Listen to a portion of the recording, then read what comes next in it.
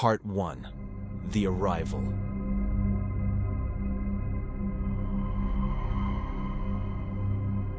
Coral Bay Retreat shimmered like a mirage against the endless blue of the Florida coastline. Nestled between rocky cliffs and a private stretch of ivory sand, the luxury resort was a haven reserved for the affluent.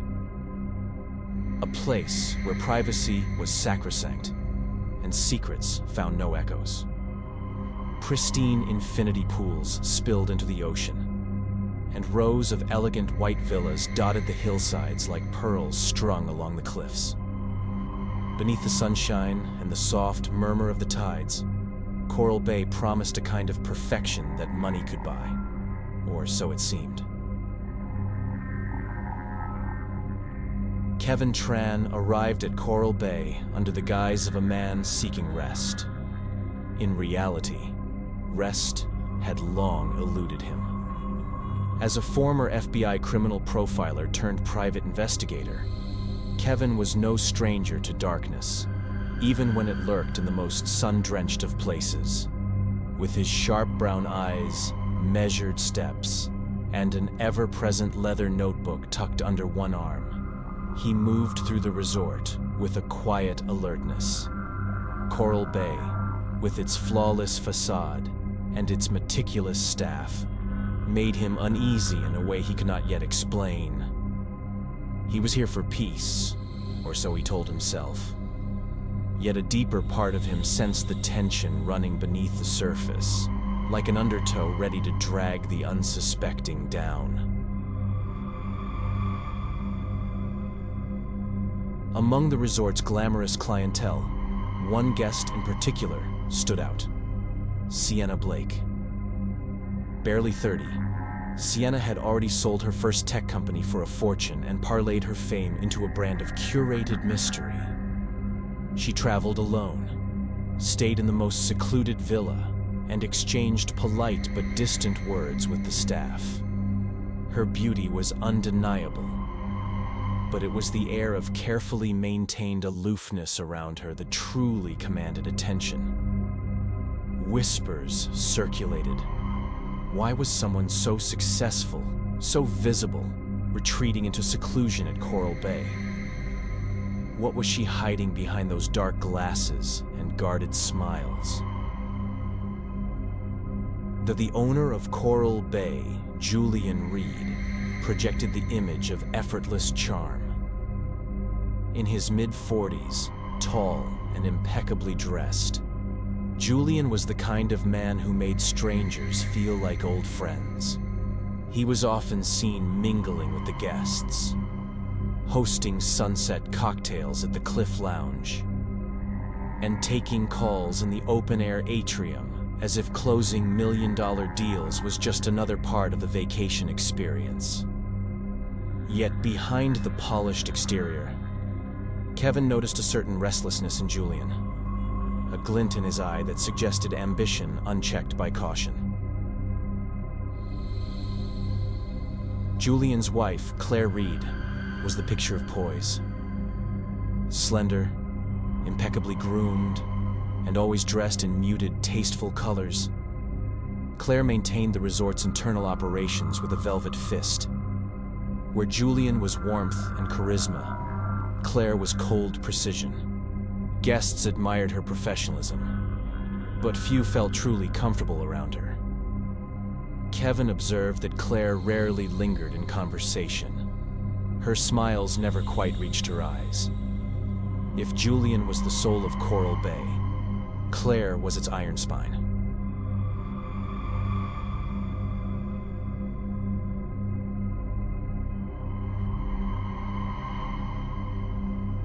From a distance, Zoe, Julian's 20-year-old daughter from a previous marriage, embodied the typical carefree energy of youth. She flitted between the resort's infinity pool and the yoga terrace, earbuds in, posting carefully curated snapshots to her private social accounts. But Kevin's trained eye caught the moments when Zoe's mask slipped. The flash of anger, the sharp glances toward her father and stepmother. There was tension there, raw and unresolved, hidden under layers of adolescent defiance and privilege. Hovering near Sienna, yet always a step behind, was Emily Moore, her personal assistant. In her late 20s, Emily carried herself with quiet efficiency. She managed Sienna's appointments, meals, and requests with mechanical precision, blending into the background as if by design.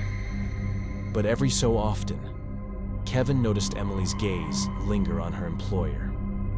Not with loyalty, but something more complicated. Was it fear? Resentment? It was too early to tell, but Emily Moore was no simple accessory to Sienna's glamorous isolation.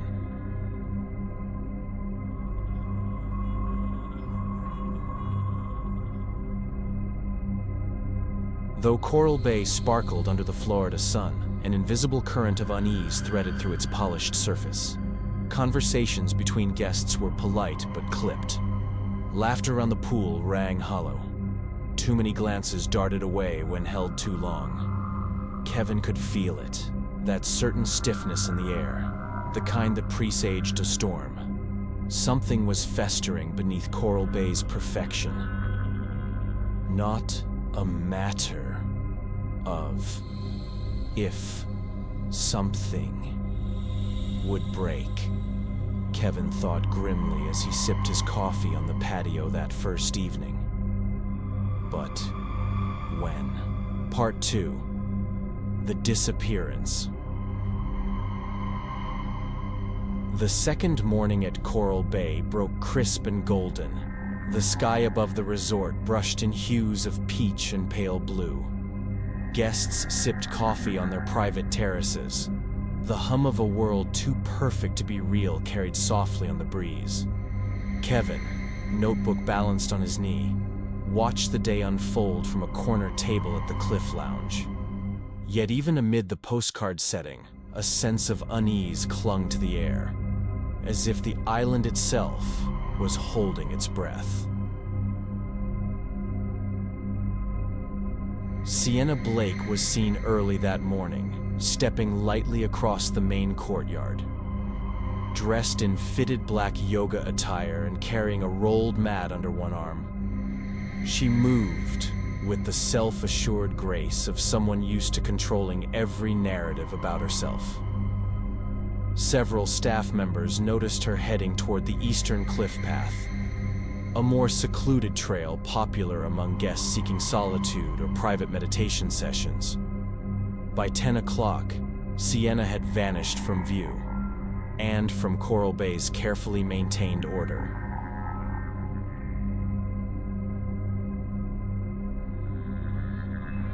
By noon, the resort's idyllic facade cracked. Julian Reed himself sounded the alarm. He was seen sprinting up from the rocky shoreline, his white shirt soaked, his face twisted in a mask of horror that even his practiced charm could not disguise. Resort security and local law enforcement were summoned immediately. Word spread like wildfire.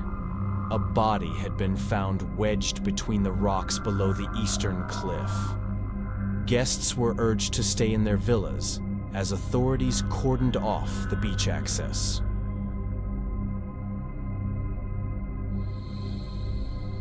Kevin did not wait for an invitation. Years of experience had taught him that in moments like these, clarity lived in the first few minutes, no wa Miami in Maine, and the raw reactions before the rehearsed narrative set in. He approached the perimeter quietly, noting the subtle chaos. Uniformed officers laying down tape, resort staff exchanging furtive glances, guests craning their necks behind curtains. The body, confirmed to be Sienna Blake, was discovered face down in the shallow surf, her limbs twisted unnaturally against the jagged rocks. A thin silk scarf, red and torn, clung to her wrist, fluttering weakly with each incoming wave. From where Kevin stood, he could already make out two disturbing details. bruising around the throat and a suspicious absence of any nearby footwear. The official story was simple. An accident, perhaps a tragic fall. But Kevin knew better. Accidents didn't wipe security footage clean. Within an hour, Coral Bay's tight-lipped tranquility transformed into a hive of whispered speculations. Claire Reed was one of the first to provide a statement, her demeanor as composed as ever. She claimed she had seen Sienna around 10:30 that morning, casually strolling along the cliff trail near the yoga pavilion. Claire spoke with the cool detachment of someone recounting an irrelevant detail. But Kevin caught the slight tension in her fingers as she clutched her sunglasses a little too tightly.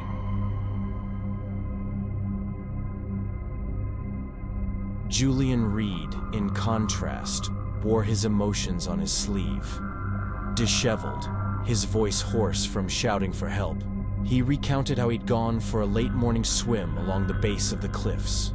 It was then, he said, that he spotted the bright fabric of Sienna's scarf tangled among the rocks. His discovery of the body, he insisted, was pure chance. A grim coincidence that would haunt him forever. Kevin noted the inconsistency immediately. Julian's story conveniently skipped over a critical window of time between 10:30 and noon.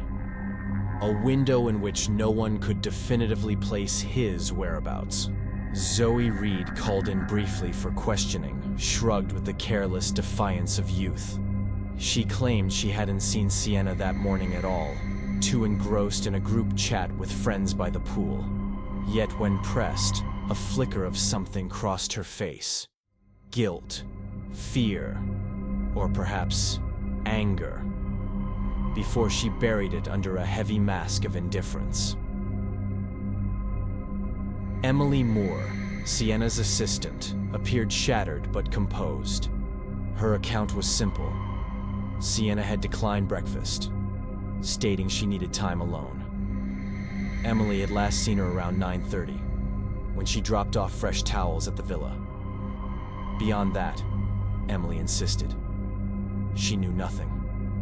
But Kevin saw the tremor in her hand, the way her voice faltered ever so slightly when recounting her employer's supposed desire for solitude.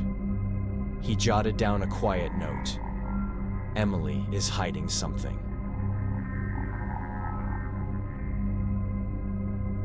While the local police began the slow process of documenting the scene and interviewing staff, Kevin quietly requested access to the resort's security system. Julian readily agreed, but when the footage from the Eastern Cliff pathway was retrieved, an unsettling discovery was made. Several key hours were missing, overwritten, or deleted. It was a clean job, too clean. Someone had taken the time to erase their tracks. That evening, as the sun bled into the ocean and Coral Bay's lights flickered on one by one, Kevin sat alone at the edge of the empty lounge, piecing together the fragments. A missing woman, a body found under suspicious circumstances, erased surveillance footage, and a resort full of smiling faces hiding something. Coral Bay had promised escape, paradise, rebirth. Instead, it had delivered death. And Kevin knew this was only the beginning. Part 3, the missing footage. The crime scene, once chaotic with panicked staff and scattered footprints, had now been methodically cordoned off. Yellow tape fluttered in the breeze as uniformed officers combed through the rocky beach, their voices clipped and professional. Kevin observed the process silently, his sharp eyes scanning for what others might miss. The first thing he noticed was what wasn't there. No clear footprints led directly to the body. No discarded belongings apart from the torn scarf fluttering like a distress signal among the rocks. Most striking of all, no fingerprints, no signs of a struggle. It was as if the ocean itself had conspired to erase the crime, smoothing over every trace with each rolling wave. Or, Kevin thought grimly, someone had made sure the evidence washed away. At the resort's central security hub, Kevin reviewed what little footage remained. Dozens of cameras monitored the grounds, yet the feed covering the eastern cliffs, the very place where Sienna disappeared, contained a glaring 2-hour gap. Between 10 a.m. and 12 p.m., the footage simply vanished. The system reported technical error, but the deletion was too clean, too surgical to be accidental. Kevin leaned in, scanning the metadata. The deletion had been executed from within the system, not remotely, a job requiring physical access to the security terminal. He jotted a note into his leather-bound book. Insider tampering, highly probable.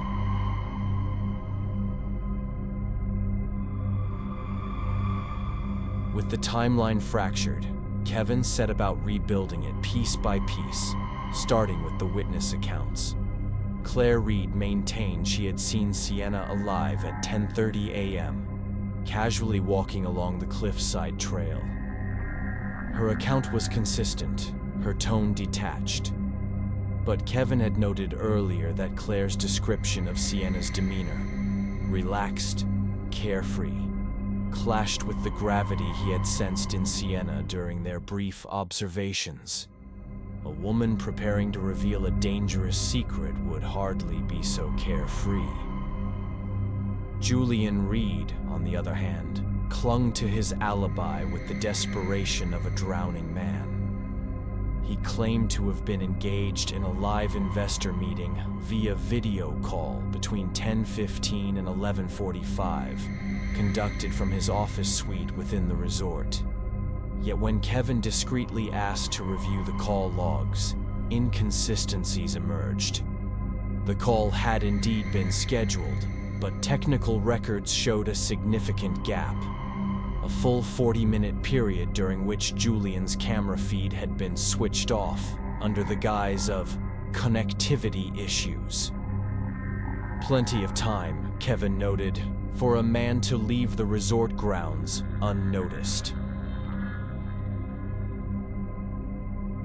While combing the immediate area around where Sienna's body had been found, a local officer stumbled upon 2 more pieces of evidence. A red silk scarf and a single sandal wedged between rocks higher up the shoreline. Kevin examined the items carefully. The scarf was torn at one end, consistent with signs of a struggle, but the edges were oddly clean, suggesting it had been ripped in a single motion, not from a prolonged fight. The sandal, an expensive designer brand Sienna was known to favor, showed scuff marks inconsistent with a simple fall. Instead, it bore signs of being dragged, as if forcibly pulled from her foot during an altercation. Both items were partially buried under a thin layer of sand and debris, almost as if someone had hastily tried to conceal them. A clumsy cover-up. Later that afternoon, Kevin took a quiet stroll past the staff kitchens, where whispers often traveled faster than any official inquiry. He found Carlos, the veteran head chef, overseeing a shipment of seafood. A burly man with a weathered face and suspicious eyes, Carlos initially pretended to be too busy to talk. But a few casual words from Kevin, and perhaps the unspoken promise that this conversation would remain off the record, loosened his tongue. Carlos leaned closer, voice low. "Miss Blake, she wasn't here to relax," he said. casting a furtive glance over his shoulder. "A couple nights ago, I heard her and Mr. Reed arguing, loud enough that even the kitchen boys froze up. She said if he didn't come clean soon, she'd expose everything. Something about money, about the resort." Carlos rubbed a hand over his weathered face. "Next morning, she acted normal, smiled even, but you could feel it. Something was about to blow." Kevin thanked him quietly and moved on. The pieces shifted uneasily in his mind. Sienna Blake had not merely stumbled onto an accident. She had held a loaded gun, a threat to whatever secrets pulsed beneath Coral Bay's perfect surface. And someone, it seemed, had silenced her before she could pull the trigger. As twilight stretched long shadows over the white sand, Kevin closed his notebook. He looked out over the ocean, where the tide rose steadily, washing away footprints, blood, and broken dreams alike. But not everything could be erased. Not under his watch. Part 4. The Impersonation. Kevin stood at the edge of the East Cliff Trail, arms crossed, his shadow stretching long over the gravel path. The late afternoon sun cast a blinding glare across the rocks, making the coastline below shimmer like molten glass. He narrowed his eyes, calculating angles, distances, the way the light fell. Claire Reed had sworn she saw Sienna walking the trail at 10:30 a.m. that morning. But from this vantage point, Kevin knew better. The sun, already high by that time, would have thrown sharp silhouettes against the backdrop of ocean haze. Faces would blur into outlines, fine details lost to glare and distance. At best, Claire could have seen the figure of a woman in yoga attire, but not with enough clarity to swear it was Sienna Blake. Back at the security control room, Kevin dug deeper. The deletion of footage covering the Eastern Trail was suspicious enough, but what he found next sent a colder chill through his spine. The server logs showed unauthorized physical access at exactly 9:58 a.m. Someone had manually tampered with the cameras right before Sienna's disappearance. The timing was too perfect to be coincidental. Worse, the access was routed through the technical maintenance floor, an area restricted to only a few senior staff members and, notably, the owners themselves. Claire's neat alibi began to fray at the edges.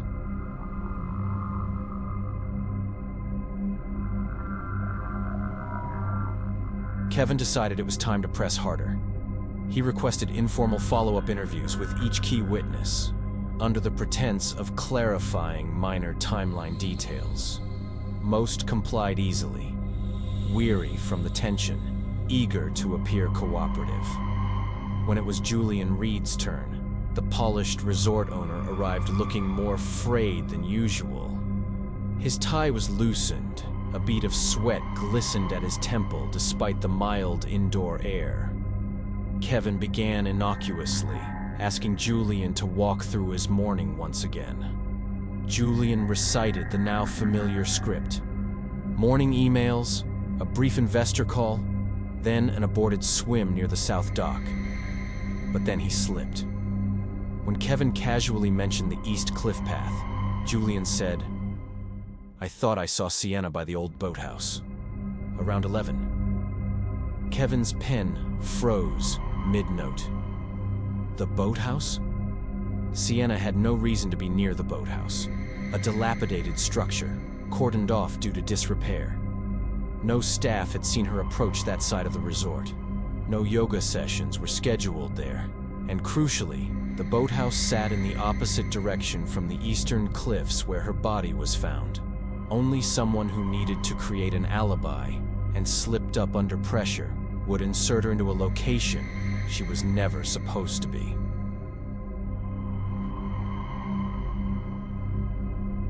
Piece by piece, the lie unraveled. Kevin reconstructed the timeline meticulously.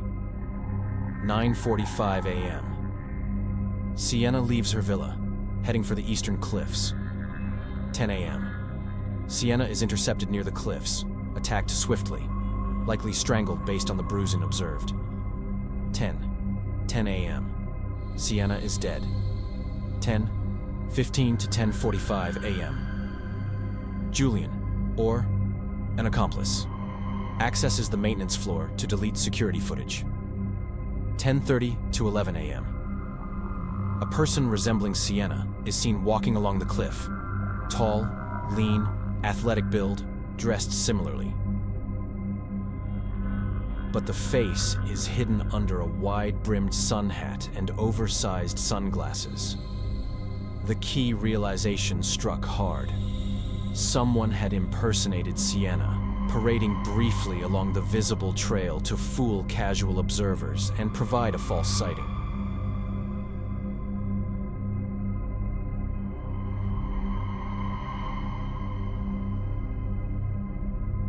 All signs pointed back to Julian Reed. His investor meeting had technical issues that suspiciously aligned with the critical window of Sienna's death.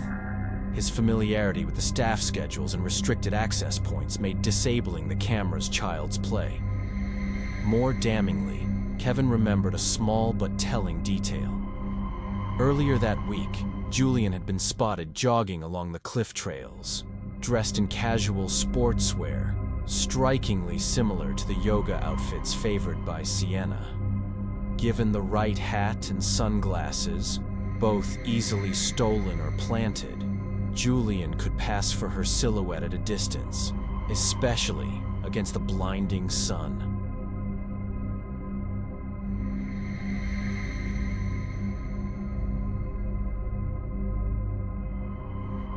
Kevin summoned Claire and Julian separately that evening, under the pretext of needing final clarifications before closing the case. Claire entered first, all tightly wound poise, hands clutching her bag so tightly that her knuckles whitened.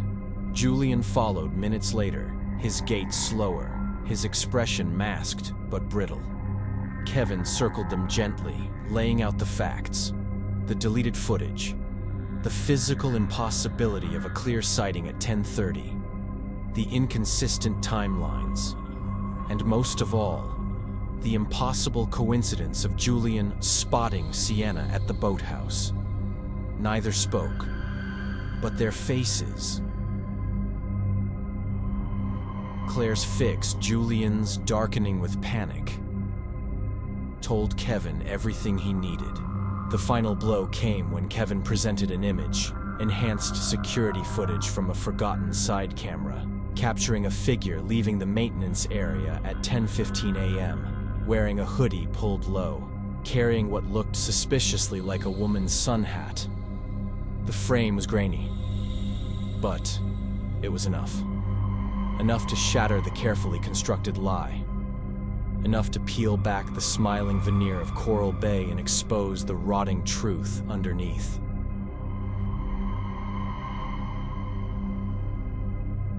As Kevin left the room, the echo of the resort's soft, artificial music followed him down the hallways, now sounding hollow, almost mocking.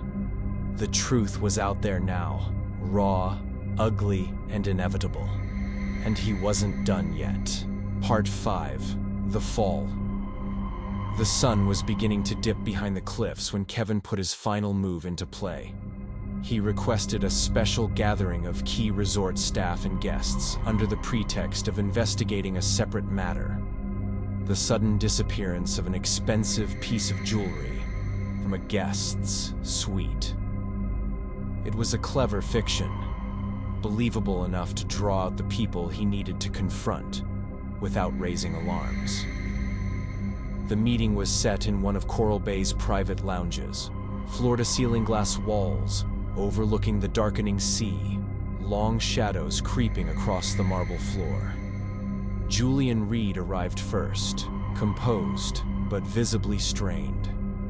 Claire followed moments later, her face frozen in that brittle, almost waxen calm that Kevin had come to recognize not as serenity, but as fear in its most dangerous form. Kevin opened the meeting lightly, almost casually, weaving small talk with logistical questions. Who was where, at what time, who had access to which areas of the resort. He watched them closely, letting their guard lower under the illusion of harmless inquiries. Then, he struck. Casually, he asked Claire to recall once again exactly where she was when she claimed to have seen Sienna walking the cliff trail. Claire answered with rehearsed precision. Near the yoga pavilion, around 10:30 a.m. Kevin nodded thoughtfully, then asked her to specify. Facing the ocean? Or with your back to the sun? Claire blinked, thrown slightly by the specificity. Facing the ocean, she said after a beat. Kevin's expression didn't change, but inside, he felt the hook sink deep. Because standing at the yoga pavilion at that hour, facing the ocean, would have placed the sun directly in her line of sight. Blinding, glaring, obliterating details. It would have been impossible for her to recognize anyone clearly, much less with the certainty she had claimed. Claire realized her mistake too late. A flicker of panic crossed her features, quickly buried beneath a brittle smile. Julian shifted uncomfortably in his chair, sensing the tide turning. Kevin pressed further. He pulled a small evidence bag from his briefcase. Inside, a carefully preserved shoe print cast taken from the wet sand near where Sienna's body had been found. Next to it, he placed a second item. A sports shoe belonging to Julian Reed, retrieved quietly from his villa earlier that day under police warrant. The sole patterns were a perfect match. Not similar. Not close. Identical. Julian opened his mouth as if to argue, but no words came. The trap had closed around him with brutal inevitability. Before either could recover, Kevin produced one final blow. Emily Moore, who had been lingering nervously near the doorway, stepped forward, her hands trembling slightly as she held out a small USB drive. Her voice shook, but her words were clear. I found this. Sienna asked me to hold on to it, just in case. Kevin took the drive carefully and plugged it into the lounge's media console. A grainy audio recording filled the room, the ambient noise unmistakably that of Coral Bay's open-air atrium. Sienna's voice, sharp and urgent. "If you don't tell them the truth, Julian, I will. I have everything. The transfers, the shell accounts. One word from me, and Coral Bay is finished." A man's voice, low and cold. "Then you leave me no choice." There was a scuffle, a sharp gasp. Then, silence. The room seemed to shrink as the recording ended. Claire stared at the floor, hands clasped so tightly her knuckles whitened. Julian sat back heavily in his chair, the last remnants of his composure bleeding away. The police officers stationed discreetly at the exits stepped forward. Neither Julian nor Claire resisted as they were handcuffed and led out of the lounge, their footsteps echoing hollowly against the marble. The facade of Coral Bay Retreat, its glittering perfection, its polished smiles, crumbled with them. Outside, the night had fully fallen, the sea black and endless. Kevin lingered for a moment at the edge of the terrace, staring out into the vast darkness. Another crime. Another mask, torn away. Another secret that thought it could hide forever, swept into the light. He pulled out his battered notebook, flipping to a fresh page. At the top, in clean, deliberate handwriting, he wrote, "Truth is a tide. It drags everything out. Eventually." Then he closed the notebook, tucked it under his arm, and walked away into the night.